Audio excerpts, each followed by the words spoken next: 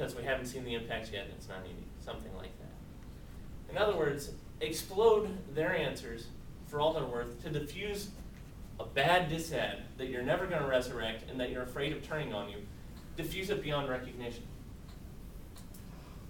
The third is, look for time frame issues on turns. The most blatant example of this is probably turns for spending. Every affirmative has some sort of turn for spending that involves them saving money down the line. How does saving money down the line turn to spending disad? Anybody have an explanation? Maybe it can resurrect a budget somewhere, but no matter what, certain turns just don't make sense.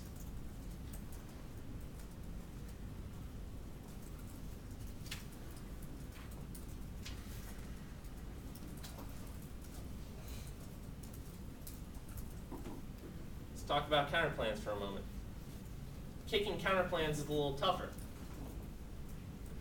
However, you can be cheap. When you're running counterplans, not everybody is pressed on advocacy issues. Are you running dispositionally? Are you running conditionally? Are you running full advocacy? Not all affirmatives make issues of that. You might say, if you want to kick a counterplan, that they didn't make an issue of it, and you never announced it. So what the hell? You're not going for it anymore.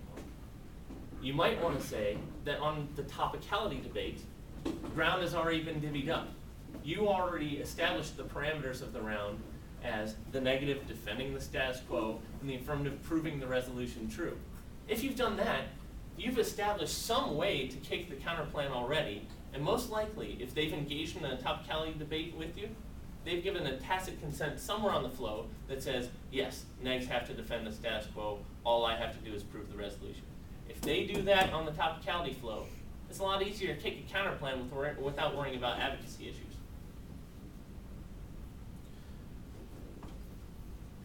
But if you're kicking a counterplan, make sure that you put that you don't want to see new arguments, new theory arguments on there. If they do, again, call for the instantaneous D rule. Warn the judge. If suddenly they have a developed argument for why this matters and they never cared before in the round, remember I didn't have a chance to respond to it, and you should probably vote them down because they're trying to manipulate a judge for a cheap point. You can always explain defense of the counterplan being kicked as a defense of the status quo versus a test of the plan. But just like with disadvantages when you're kicking a counterplan, you want to prioritize elsewhere. Who cares if you're losing the counterplan if you're proving that they uniquely cause a disadvantage? Okay. Who cares if they're losing the counterplan if you're uniquely winning topicality, if you're winning critique, or just the critique framework, right? But the last thing you might want to try when kicking a counterplan is trying to blame the kick on them.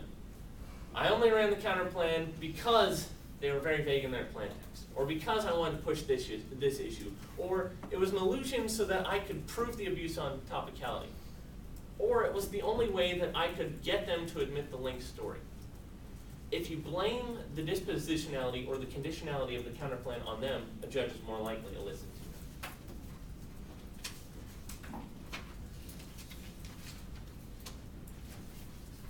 But no matter what, if you're going for the counterplan, the number one thing is to win competitiveness of the issue.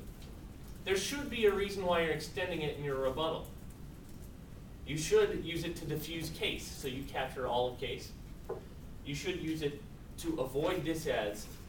And when I say to avoid disads, you're proving why the counterplan specifically avoids disads that maybe the status quo might threaten. If you're losing the competitiveness level of a counterplan, the rules actually give you ways out if you're arguing inconsistent positions. If you're running disadvantages that link to your counterplan, then that would be considered an inconsistent position which judges cannot evaluate. The rules are kind of explicit about that. Let's talk about critiques. When to kick them and how to kick them. Go ahead. Don't the rules say that arguments in conflict with the counterplan need to be rejected? They do. Some ways around that are to argue that the function, if questions may be raised by the affirmative which may prove an unworkability of the counterplan. That's the other caveat in the rules that I'm referencing here. If you can show that the counterplan is unworkable, usually by granting all kinds of vague analysis they give, you can get out real easy. Okay. On critiques, it's very unlikely that you're going to wholly kick a critique. Why? Because a critique is a call for some kind of grand intervention that goes outside of the traditional rules. Why you would ever establish a framework to call for the judge to do that and then renege on that position would be a grand mystery. So no matter what, if you decide to kick a critique, you might want to extend part of the framework. You want to say that you still believe in it, and you want to say that it still functions in the round somehow. Winning the framework of alone of a critique can win you a lot. It can win you the case debate. If you say that, let's say, state actions are inherently caught up in bureaucracy and can never function, then that does a lot for you on case, even if you lose that affirmatives might have to be rejected on face for denying the human aspect of policymaking or engaging in a political game that is dehumanizing and trounces on rights. So make the most of your framework. You're going to be answering their critique responses for the first time. If you're writing a critique, it might go over your opponent's head, and that's something to respond or to be prepared for. First thing to remember is that their arguments matter. There are plenty of people who will respond to critiques by just saying they don't understand, this doesn't make sense in the debate, what happened to my case. If you run into a lot of novices and you're trying to run a very heady critique, first of all, shame on you. but secondly, you want to make sure that you give their responses dignity and respect that they deserve. At the very least, it proposes a level of clash in the round that establishes credibility for you running the critique in the first place. You want to show debatability even if they didn't. So if you want to do that, you want to show why you had to run the critique. Some people will do that by claiming, there are strong moral reasons for why I had to become engaged in this way.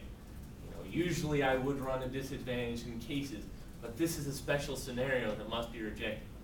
Or you might want to say, it's time we put a stop to this trend in the way that 1ACs are being done. Let's do it here. I can't wait anymore. You want to give justification for having run a critique in the first place if the affirmative isn't responding correctly, and if they're just standing and hollering about how they're illegit. But if you're really going for the critique, you have to always translate the critique implications to the ballot. This can be hard. You're debating for the ballot, and more often than not, you don't have a card which says NFA-LD rules say that if you win critique, you win. You don't have a card that says, Foucault says if you're engaged in a debate game that maybe you should win the ballot if it turns out he's right. That's not how it works. So you're going to have to do a lot of work and be prepared ahead of time. Sometimes it's just a matter of extending the drop point from the critiques with the hidden implication. Most often than not, that's going to appear in your evidence. All the evidence in your critique should have some level of implication for rejecting a stance. That's what translates to the ballot. And make sure that you're pulling that evidence specifically. You want to complement that by explaining how it functions in a debate world. Some people will actually relate critiques to a way of upholding rules in some manner. They might want to say that since affirmatives should be calm and pleasant speeches, that maybe the moral qualms within them make them anything but pleasant, right? So there are roundabout ways of making the critique play the game, and it's not just wrapped up in evidence. But no matter what, you want to prove at the end of the round that the critique charge is escapable. Win the alternative, and that is essentially winning a standard. Remember how when you're running topicality standards, You're proving why your T violation is somehow legitimate. You're proving why the debate world can still continue and function if they run these types of cases that are consistent. A critique alternative provides the same sort of access for you. It says, look, everything can still function so long as it does this. If you do that, you're proving fairness.